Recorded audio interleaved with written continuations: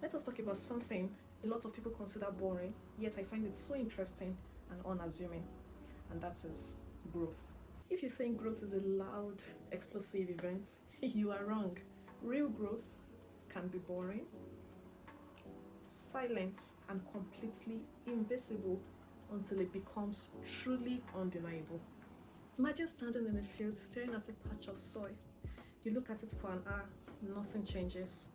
You look at it for a week, still nothing. You keep watering it. People passing by think you're stupid. They probably feel you're jobless. This is the deception of the Chinese bamboo tree.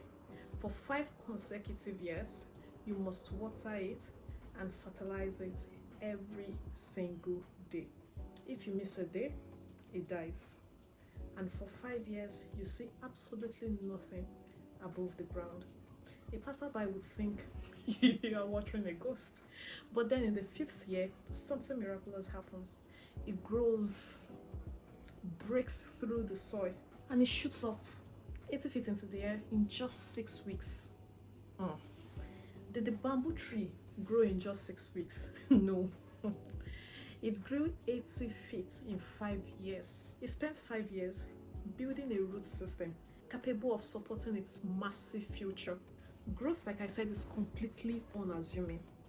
It can mean different things to different people. To you, it might just be something that really gets you excited, no longer tickle your fancy. To others, it might be saving £100. Let me take you through the 3 dimensions of growth. When you think of growth, what comes to your mind? We usually look at the surface, but true growth cuts across every aspect of our lives, every aspect of our existence, and it is divided into 3 categories. The first one, let's call it the external growth.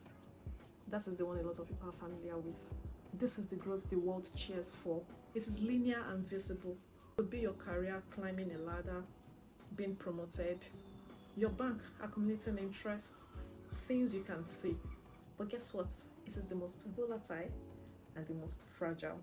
When you look at the other dimension, I call that the internal growth. And I think that is the most interesting thing to me. It is building your root system.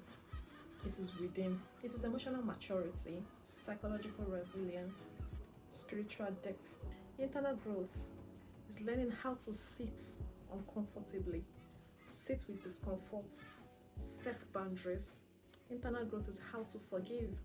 You do not get a trophy for internal growth, but it's the only thing that keeps you standing when storms hit your life. The last dimension is the growth by subtraction. We often think growth means adding things, more skills, more money, more certificates, more friends. But some of the most profound growth is pruning. It is shedding old versions of yourself, walking away from toxic environments, and unlearning bad habits. Sometimes you don't need to grow bigger, you just need to grow lighter. Now listen, the most dangerous thing you can do is to measure your growth by someone else's ruler.